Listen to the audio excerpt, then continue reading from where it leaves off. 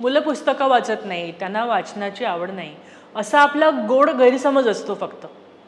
मुळात पुस्तकं वाचण्यामागचा हेतू आपण पहिले लक्षात घ्यायला हवा.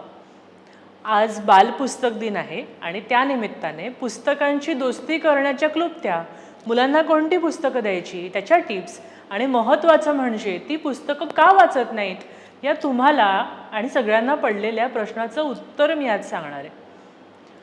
साहित्य निर्माण झाले, लिपी उदयाला आली, तीच मुळात हिशोब ठेवण्यासाठी. मग त्याचा वापर ज्ञान मिळवण्यासाठी व्हायला लागला. ज्ञान मिळवण्याच्या अनेक माध्यमांपैकी सहज सोपं उपलब्ध होणारं साधन म्हणजे पुस्तक. पण पुस्तक वाचणं हे अचानक ठरवून शक्य नाही होत. त्याची सवय असावी लागते. मुळात भारतीय परंपरेत वाचन संस्कृतीची ओळख अगदी अलीकडची आहे. आपली परंपरा मौखिक आणि श्रवण संस्कृतीची.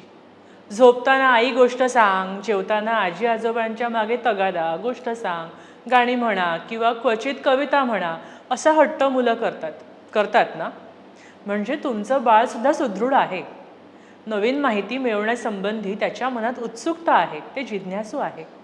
आता त्याच्या या कुतूहलाला केवळ आपल्याला ज्ञानाच्या मुख्य प्रवाहापर्यंत आणून सोडायचं आहे, दिशा द्यायची आहे.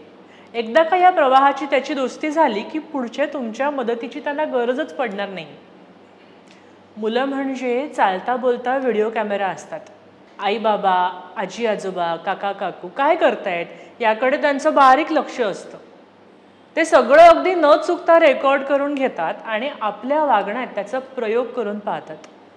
त्याने उच्चारू नये असा एखादा शब्द बाहेरच्या कुणाच्या तरी भांडणातून ते शिकून येतात आणि कधीतरी त्याचा प्रयोग करतात. इतकं सहज असतं त्यांचं भावविश्व.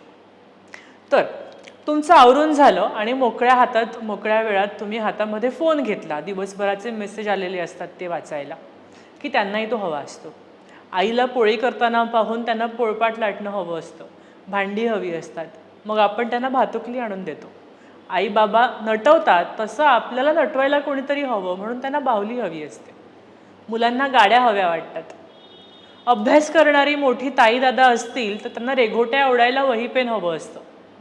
आई बाबा मासिकं पुस्तकं वाचत असले की त्यांनाही पुस्तक हवं वाटतं. त्यांना आकर्षक वाटतील अशी छोट्या सोप्या गोष्टींची, रंगीत चित्रांची पुस्तकं आणून ठेवायची मग घरी. साधारण ती बोर झाली आहे असं वाटलं की गुपचूप आपलं पुस्तक घेऊन आपण वाचायचं, त्यांच्यासमोर बसायचं. त्यांच्या प्रश्नांना उत्तरं काहीही द्यायची नाहीत की ती आपोआप त्यांची पुस्तकं घेऊन त्यातली चित्रं पाहत बसतात. मग हळूहळू आपण गोष्ट सांगण्यावरून गोष्ट वाचून दाखवण्यावर यायचं. पुस्तकांशी त्यांची ओळख होऊ द्यायची. पुढे त्यांना थोडं वाचता येऊ लागेल, पण तेवढा वेग काही आला नसेल वाचनाचा. मग अर्धी गोष्ट सांगायची आणि अर्धी सोडून द्यायची अर्ध्यात. त्यांच्या नावाने मासिकं सुरू करायची.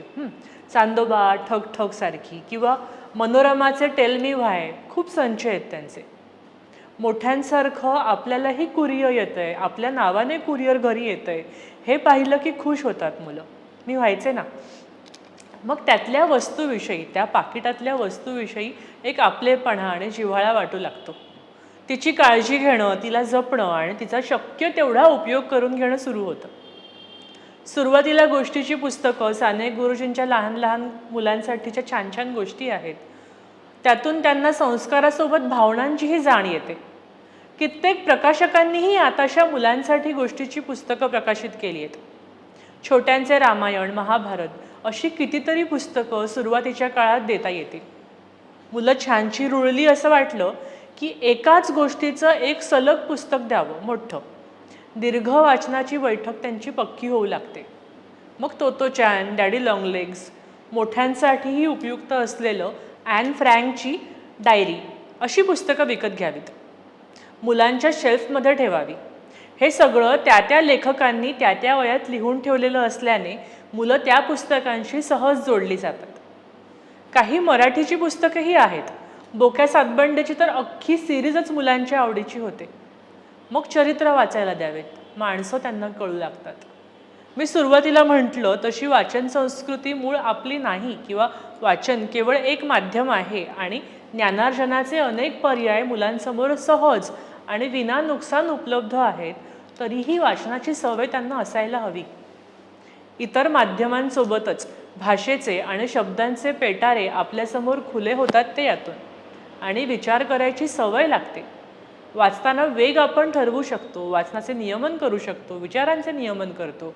चित्रपट पाहताना विचार करण्यासाठी आपण सतत पॉज घेऊन थांबत नाही, पर्यायी विचार करणेच सोडून देतो. वाचताना तसं होत नाही.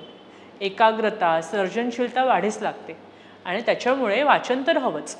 आपलं वाचन केवळ शिक्षणापुरतं मर्यादित राहू नये, म्हणून आजचा बालपुस्तक दिन साजरा करूया. छोट्यांसाठी एक पुस्तक घेऊन येऊया. तुम्हाला हा व्हिडिओ आवडला असेल किंवा तुमच्या ओळखीतल्या मुलांनी वाचावं म्हणून त्यांच्या आईबाबांना हा शेअर करा. MHAMTVचं फेसबुक पेज लाईक करा आणि यूट्यूब चॅनल सबस्क्राईब करा. कॅमेरामॅन साक्षातसोबत मी मृगा. धन्यवाद.